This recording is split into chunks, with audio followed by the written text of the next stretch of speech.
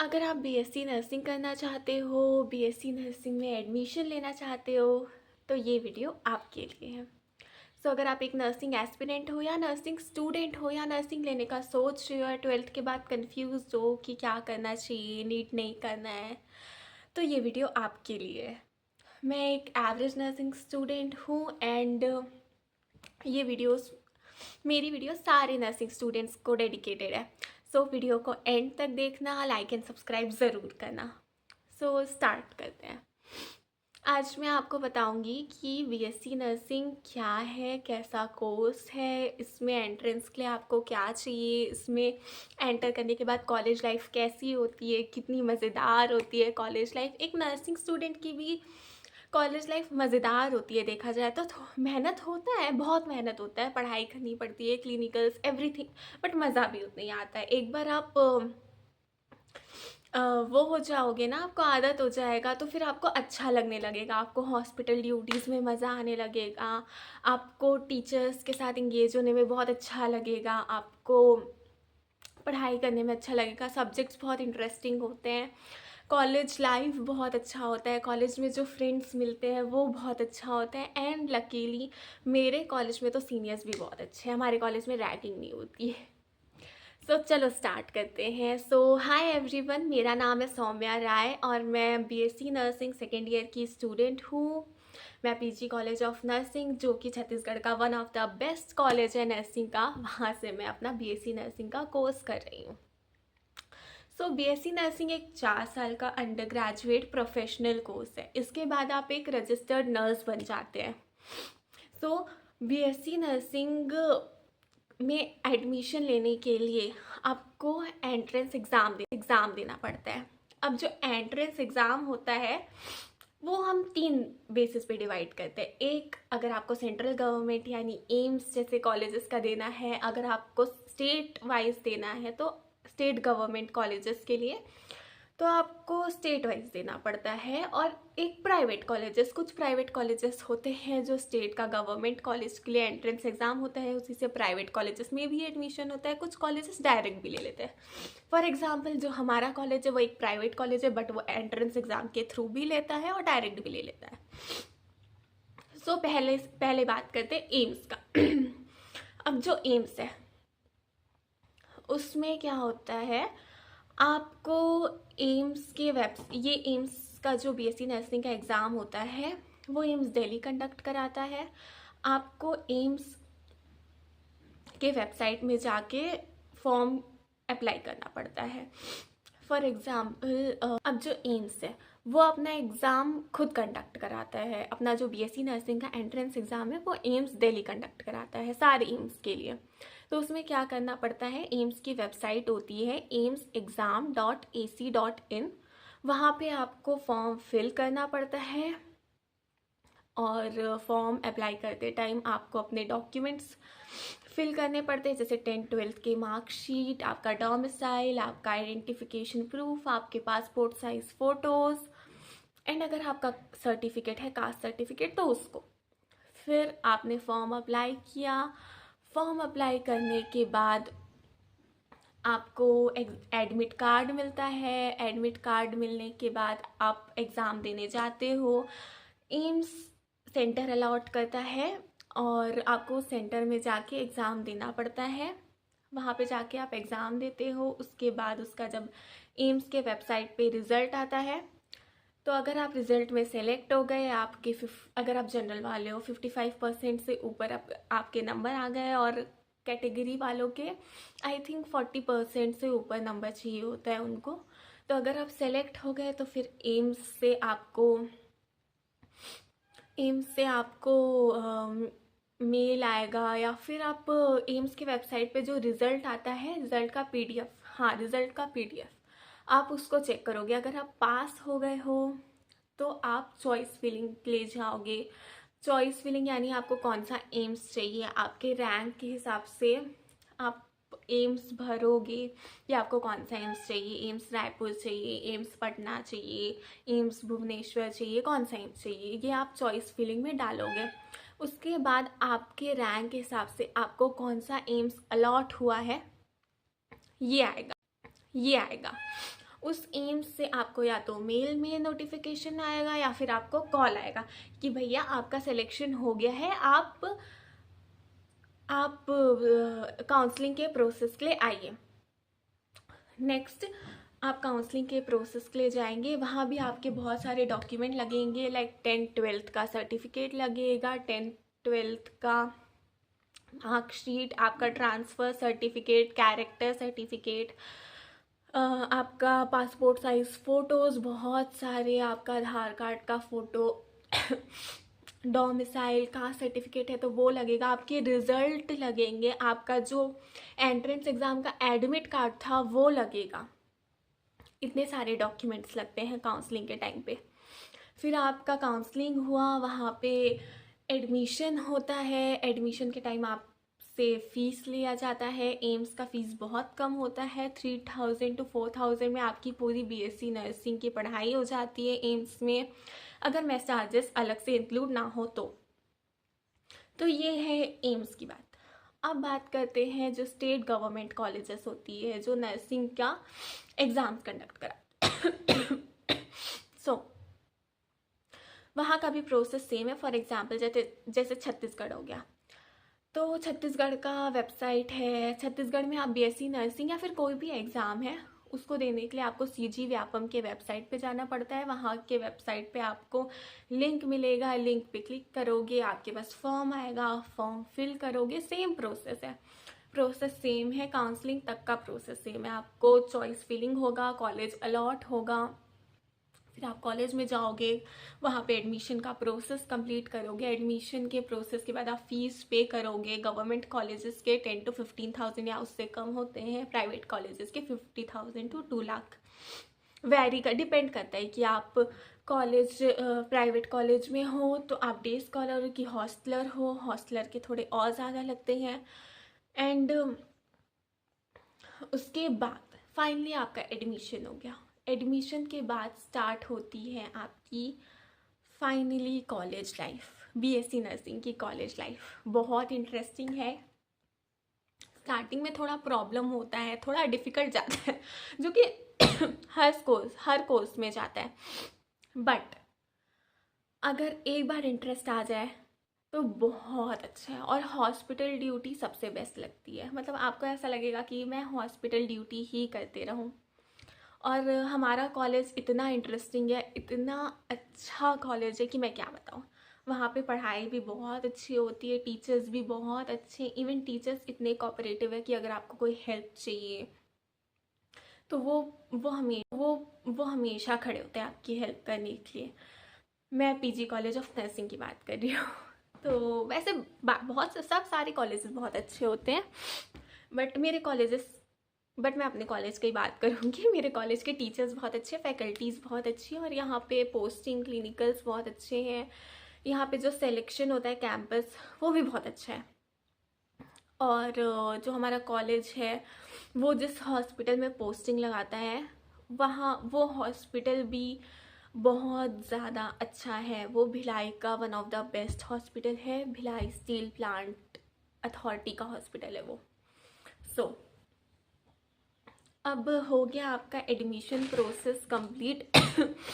अब स्टार्ट होती है आपकी बीएससी नर्सिंग की कॉलेज लाइफ। वैसे पहले तो जो बीएससी नर्सिंग का कोर्स होता था वो पहले भी और अभी भी 4 साल का ही है, बट पहले क्या होता था कि ईयर वाइज था, यानी आपके यूनिवर्सिटी एग्ज़ाम्स हर एक साल में होते थे। बट अब ऐसा हो गया है कि यूनिवर्सिटी एग्ज़ाम्स हर 6 महीने में होते हैं, यानी जो 4 साल है वो 8 सेमेस्टर्स में बट गया है, एक साल में 2 सेमेस्टर्स। हम आज बात करेंगे फर्स्ट सेमेस्टर की। अगर आपको बीएससी नर्सिंग के एंट्रेंस एग्ज़ाम के बारे में, बीएससी नर्सिंग के एंट्रेंस एग्ज़ाम के लिए कैसे प्रिपेयर करना है, क्या पढ़ना है, सब चीज़ के बारे में अगर एकदम डिटेल में जानने, एकदम डिटेल वीडियो चाहिए तो आप कमेंट करिएगा, और प्लीज़ चैनल को लाइक एंड सब्सक्राइब ज़रूर करिएगा, और वीडियो को एंड तक देखना। तो मैं थोड़ा सा बता देती हूँ कि आपको अगर एंट्रेंस एग्ज़ाम आप क्रैक करना चाहते हो बीएससी नर्सिंग का तो आपको कैसे पढ़ना है। इसके लिए आपको कोई कोचिंग या बहुत ज़्यादा डीप में आप बहुत सारे स्टडी मटेरियल से पढ़ने की ज़रूरत नहीं है। 11th-12th की एनसीईआरटी से हो जाता है।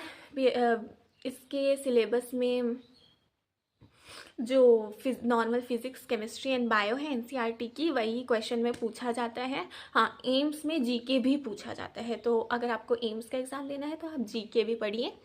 और अगर आपको नॉर्मल गवर्नमेंट एग्ज़ाम देना चाहते हैं बीएससी नर्सिंग का, तो physics, chemistry and bio and English भी ज़रूरी है। सो हम बात करते हैं फर्स्ट सेमेस्टर की।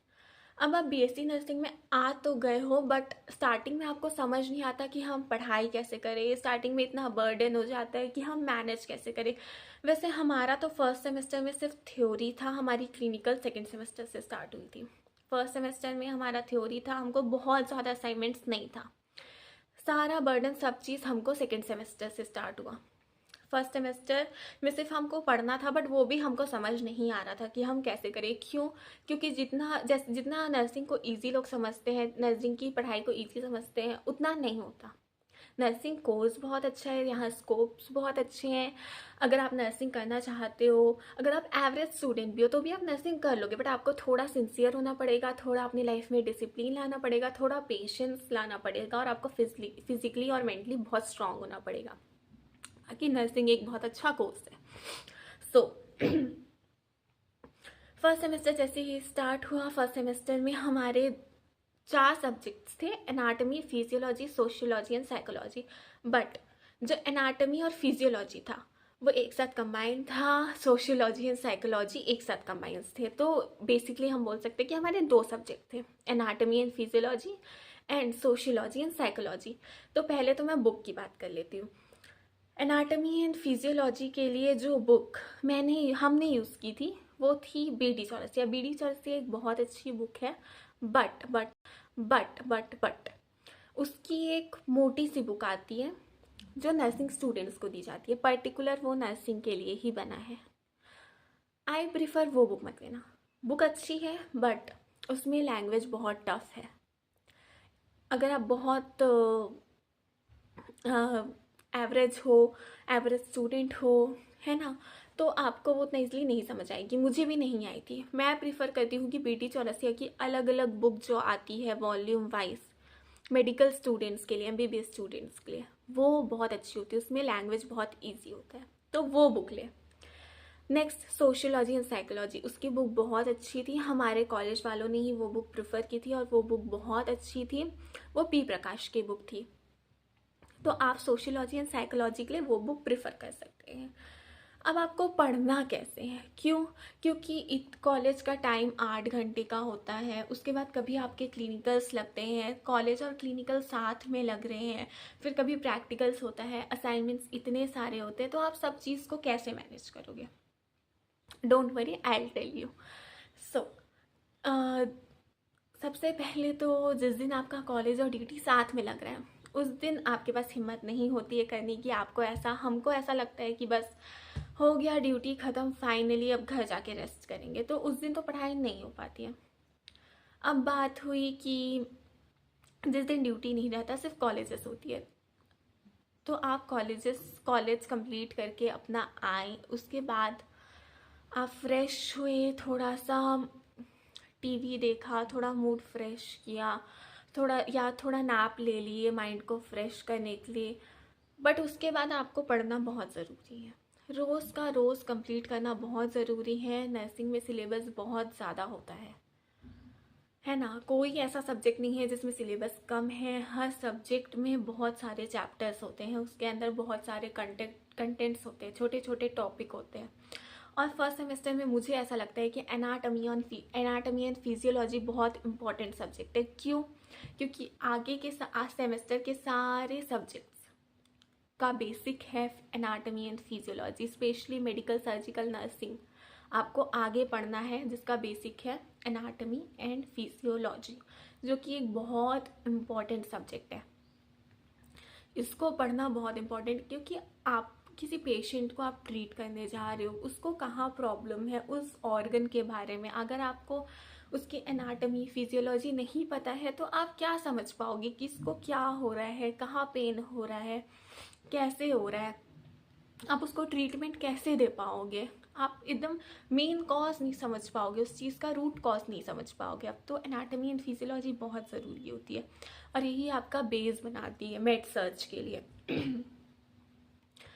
उसके बाद फिर बात आती है सोशोलॉजी एंड साइकोलॉजी की। वो आपको बहुत ज़्यादा समझने वाला नहीं है। हाँ, आप साइकोलॉजी थोड़ा बहुत समझ भी सकते हैं, बट सोशोलॉजी ऐसा है कि आपको पूरा याद करना है। तो कॉलेज हुआ 8 घंटे का, हर नर्सिंग कॉलेज, हर नर्सिंग स्टूडेंट्स का कॉलेज 8 घंटे का ही होता है। और कुछ की ड्यूटी उसके साथ, कॉलेजेस के साथ ही उसकी ड्यूटी लगती है। कुछ कॉलेजेस में ऐसा है कि जिस दिन ड्यूटी लगेगा उस दिन कॉलेज नहीं लगाएंगे, बट बहुत सारे कॉलेज में ऐसा होता है कि कॉलेज के बाद ड्यूटी होती है, तो उस दिन तो हम पढ़ाई नहीं कर सकते। लेकिन उसके बाद जिस दिन कॉलेज, सिर्फ कॉलेज होता है, ड्यूटी नहीं होती, उसके बाद आपको आके पढ़ना है। क्यों? क्योंकि यहाँ पे पढ़ना बहुत ज़रूरी है। आप हर दिन 2 घंटा पढ़िए, 2 घंटा अपनी स्टडी को दीजिए। आपको अपने लिए, अपनी पढ़ाई के लिए, अपनी मेंटल हेल्थ को ठीक रखने के लिए टाइम निकालना ही पड़ेगा। आपको मेडिटेशन भी करना पड़ेगा ताकि आप पे ज़्यादा प्रेशर ना हो, आपका माइंड स्टेबल रहे काम करते टाइम। और आपको 2 घंटा अपने पढ़ाई के लिए निकालना ही पड़ेगा, क्योंकि अगर आप ये सोचते हो कि मैं लास्ट में पढ़ लूँगा, तो ऐसा नहीं है, ऐसा नहीं चलेगा। ये पॉसिबल ही नहीं है कि आप लास्ट में पढ़ के नर्सिंग के सब्जेक्ट्स के सिलेबस को कवर कर लो और पास हो जाओ। ऐसा नहीं है। अगर आप स्टार्टिंग से पढ़ रहे हो, हर एक चीज़ को रिवाइज कर रहे हो, तो ये बहुत इम्पॉर्टेंट है। आप हर दिन पढ़िए 2 घंटा, और लास्ट सैटरडे एंड संडे आप उस पूरे टॉपिक्स को रिवाइज कीजिए। अगर आपको क्लासेस में समझ आ रहा है आप उसी चीज़ को घर आके रिवाइज कर लीजिए। और अगर आप क्लास में थोड़े डिस्ट्रैक्टेड हो जाते हैं या आपको क्लास में किसी वजह से समझ नहीं आ पा रहा है जो सब्जेक्ट आपके टीचर्स पढ़ा रहे हैं, तो आप अपना एक खुद का टॉपिक उठाइए बुक में से, उसको अच्छे से पढ़िए और फिर हर एक टॉपिक अपना नया उठाइए, रोज़ पढ़िए, उसके बाद सैटरडे एंड संडे उसको रिवाइज करिए। ठीक है, ऐसे ही आपका सिलेबस कवर हो पाएगा, नहीं तो वो लास्ट तक कवर नहीं होता है। और अगर आप ऐसे ढीले हो जाओगे कि कल पढ़ लूँगा, आज ये कर लेता हूँ, आज वो कर लेता हूँ, जिसमें टाइम पास कर लेता हूँ, तो ऐसे नहीं होगा। आपको रोज़ पढ़ना है, भले 2 घंटा नहीं तो आप 1 घंटा 1.5 घंटा पढ़िए एक टॉपिक को, बट वो एक टॉपिक आप कंप्लीट कीजिए। फिर और बात रही असाइनमेंट्स की। असाइनमेंट्स अगर आप चाहते हो कि आप पढ़ो भी घर आके और लिखो भी, तो ये नहीं हो पाते, क्योंकि आप थक जाते हो। 8 घंटा आप कहीं कॉलेज में दे रहे हो, उसके बाद आपके माइंड को आराम, घंटा आप कहीं कॉलेज में दे रहे हो, उसके बाद आपके माइंड को आराम चाहिए, है ना। फिर आप आके सोच रहे हो कुछ होते हैं बहुत जीनियस लोग जो कर लेते हैं, बट नॉर्मल स्टूडेंट्स नहीं कर सकते, मुझसे भी नहीं होता था। तो आप ट्राई कीजिए कि अगर कॉलेज में फ्री क्लासेस हैं, फ्री टाइम आपको मिल रहा है, तो आप असाइनमेंट्स वहीं कंप्लीट करने का कोशिश कीजिए और घर आके ज़्यादा से ज़्यादा टॉपिक कवर करने का सोचिए, पढ़ाई करने का सोचिए। अब सब्जेक्ट 1 तो नहीं है, सब्जेक्ट 2 है, तो आप एक काम कर सकते हैं। जैसे फॉर एग्ज़ाम्पल, अगर आपका 9 to 4 कॉलेज लग रहा है, तो आप आए, थोड़ा सा पावर नैप लिया या थोड़ा सा वॉक कर लिए, थोड़ा सा कुछ खा लिए, थोड़ा टीवी देख लिए, उसके बाद फ्रेश हुए, फिर आप पढ़ने बैठे, तो आप शाम को 2 घंटा एक सब्जेक्ट जैसे एनाटॉमी एंड फिजियोलॉजी पढ़ लीजिए, और उससे रिलेटेड आप क्वेश्चन सॉल्व कीजिए। आप प्रीवियस ईयर क्वेश्चन देखिए, यूनिवर्सिटी पेपर्स देखिए प्रीवियस ईयर के कि कैसे कैसे क्वेश्चंस आए थे। वो अगर आपसे पूरा नहीं पढ़ा जा रहा है, तो आप प्रीवियस ईयर के पेपर्स देखिए, कौन सा टॉपिक आया था इम्पॉर्टेंट, आप उस टॉपिक को देख के वो टॉपिक्स पढ़िए, वो टॉपिक पहले कवर कीजिए। तो क्या है, ऐसे में आपके इम्पॉर्टेंट टॉपिक प्रिपेयर होते जाएंगे, है ना। आपको एग्ज़ाम टाइम पे बर्डन नहीं पड़ेगा कि ये भी इम्पॉर्टेंट लग रहा है, वो भी इम्पॉर्टेंट लग रहा है, और प्रीवियस ईयर देखने का टाइम नहीं है, तो ये सारे प्रॉब्लम्स नहीं होंगे। तो फिर उसके बाद एक सब्जेक्ट आप रात को पढ़िए 2 घंटा या 1.5 घंटा, जितना भी टाइम आपको देना है, उसके बाद सो जाइए। फिर सुबह उठ के आप दूसरा सब्जेक्ट पढ़िए। जैसे रात को आपने एनाटॉमी एंड फिजियोलॉजी पढ़ा, तो सुबह साइकोलॉजी एंड सोशियोलॉजी का एक एक टॉपिक उठा के रीड कर लिया। ये तो हो गया सब्जेक्ट्स की बात और बुक्स की बात। अब हम आते हैं कि क्लिनिकल पोस्टिंग। हमारी तो क्लिनिकल पोस्टिंग सेकेंड सेमेस्टर से लगी थी, बट कुछ स्टूडेंट्स हैं हमारे कॉलेज में जिनकी, हमसे जो जूनियर बैच है उनकी पोस्टिंग फर्स्ट सेमेस्टर से लग रही है क्लिनिकल की, क्योंकि मतलब ज़्यादा सीखने को मिलेगा। ऐसा ज़्यादा आप हमारी जब क्लिनिकल पोस्टिंग लगती है तो ऐसा होता है ना कि हम क्लिनिकल्स में ज़्यादा सीखते हैं। जब हम किसी चीज़ को प्रैक्टिस में लाते हैं तब हम ज़्यादा सीख पाते हैं। हमारा जो फर्स्ट सेमेस्टर था उसमें बहुत सारे प्रोसीजर्स भी हमको सिखाए गए थे। जैसे स्टार्टिंग में आपको सिखाएंगे वाइटल्स लेना, hand hygiene, BMW, IV cannulisation, Ryles tube feeding, catheterisation, बहुत सारे ऐसे प्रोसीजर्स होते हैं जो आपको सिखाए जाते हैं। बट ऐसा होता है ना कि टाइम के साथ आप चीज़ें भूलने लगते हो कि ये क्या होता है, फिर कुछ कुछ डाउट हो जाता है। तो आपके जितने क्लिनिकल्स लगेंगे आपकी प्रैक्टिस उतनी अच्छी बैठेगी और क्लिनिकल्स में आप ज़्यादा सीखते हैं। बट ये है कि जब आपके कॉलेज में आपके टीचर्स आपको प्रोसीजर के बारे में बताए, आपको सिखा रहे हो, तो आप वहाँ पे ध्यान दीजिएगा, क्योंकि आपको हॉस्पिटल में जाके वही सब काम करना। आपसे कोई किसी चीज़ का डेफिनेशन नहीं पूछेगा, आपसे कोई किसी चीज़ की थ्योरी नहीं पूछेगी। आपसे सिर्फ बोला जाएगा कि जाओ राइल्स ट्यूब करो, जाओ IV कैन्यूला लगा के आ जाओ, जाओ IV दे के आ जाओ, IM लगा के आ जाओ। आपको सीधा ये बोला जाएगा। तो प्रोसीजर्स भी बहुत इम्पॉर्टेंट है। एंड प्रोसीजर्स के लिए हाँ, हम नर्सिंग स्टूडेंट्स को फंडामेंटल ऑफ नर्सिंग का एक सब्जेक्ट होता है जो कि बहुत ज़्यादा इम्पॉर्टेंट होता है। ये भी हमको फर्स्ट सेमेस्टर से पढ़ाना स्टार्ट कर दिए थे, बट इसका एग्ज़ाम हमारे सेकेंड सेमेस्टर में हुआ था। ये सब्जेक्ट सेकेंड सेमेस्टर का है, बट इसमें सिलेबस इतना ज़्यादा है कि हमको फर्स्ट सेमेस्टर से पढ़ाया गया था। जो फंडामेंटल ऑफ नर्सिंग है वो बेसिक है नर्सिंग का। अगर आप इसको स्किप करते हो तो फिर आपको आगे जाके बहुत प्रॉब्लम होगी। इसलिए ये भी बहुत बहुत बहुत ज़्यादा इम्पॉर्टेंट है। आपको कौन सा प्रोसीजर कैसे करना है, कौन से प्रोसीजर्स का क्या इंडिकेशन है, कौन से प्रोसीजर के क्या स्टेप्स है, कौन से प्रोसीजर में आपको प्रिकॉशंस क्या लेने हैं, कौन से आर्टिकल्स होते हैं, कौन से इंस्ट्रूमेंट्स होते हैं, OT के बारे में, हर ICU के बारे में, ICU में कौन से इंस्ट्रूमेंट्स यूज़ होते हैं, OT में कौन से इंस्ट्रूमेंट्स यूज़ होते हैं, ये सारे बेसिक्स फंडामेंटल ऑफ नर्सिंग में सारे हज़ार्ड्स हैं। आपको PPE के बारे में पढ़ने मिलता है, आपको हैंड हाइजीन, हर एक प्रोसीजर का इम्पोर्टेंस आपको पढ़ने मिलता है। ये आपको फंडामेंटल ऑफ नर्सिंग में देखने मिलता है। तो ये भी बहुत बहुत बहुत ज़्यादा इम्पोर्टेंट चैप्टर है। और एक बात मैं भूल गई, BSc नर्सिंग के आगे स्कोप, अगर आप थोड़ी सी भी शिद्दत से पढ़ लेते हो ना, तो BSc नर्सिंग के बाद स्कोप्स बहुत ज़्यादा है, बहुत बहुत बहुत ज़्यादा। ऐसा नहीं है कि आप सिर्फ स्टाफ नर्स बन सकते हो, नहीं, आप कॉम्पिटिटिव दे सकते हो। कॉम्पिटिटिव में आपको BSc नर्सिंग में इंटर्नशिप के बाद एक्सपीरियंस नहीं मांगता है। आप नॉसेट दे सकते हो, आप RRB दे सकते हो, आपको कहीं अब्रॉड जाना है तो आप उसके लिए दे सकते हो। ये अगर आपको नॉसेट और अब्रॉड के लिए अलग से डाउट है, या तो आप कमेंट में बताना, मैं इसके लिए भी अलग वीडियो बनाऊंगी। तो ये सब भी दे सकते हो। और आप स्टाफ नर्स भी बन सकते हो, वो भी बहुत अच्छा है। बट आप उसमें जितना एक्सपीरियंस गेन करते जाओगे आपको उसमें उतना प्रॉफिट होता जाएगा। और ये state wise, hospital wise staff nurse की जो सैलरी है वो वैरी करती है।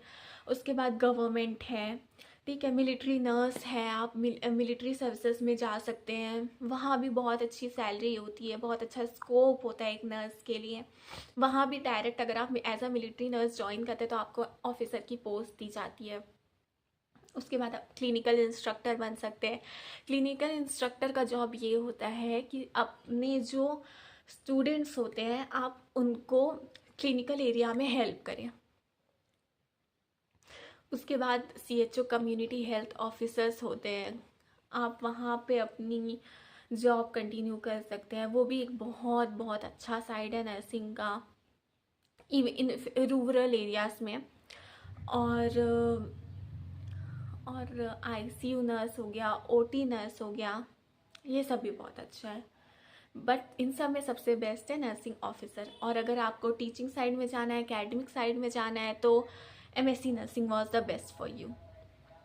सो ये हो गया बीएससी नर्सिंग का स्कोप।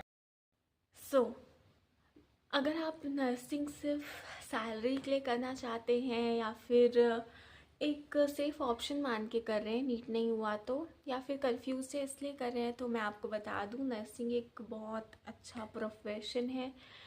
यहाँ पे आपको अपॉर्चुनिटी मिलती है कि आप किसी के लाइफ, किसी के क्रिटिकल सिचुएशन में आप उसकी हेल्प करो, आप उसके प्रॉब्लम को सुनते हो, आप डील करते हो, and that is very good thing I think so. जब सामने वाला एक अच्छा कॉम्प्लीमेंट देता है आपके काम को, तो बहुत अच्छा लगता है सुनने में। सो बीएससी नर्सिंग एक बहुत अच्छा प्रोफेशन है।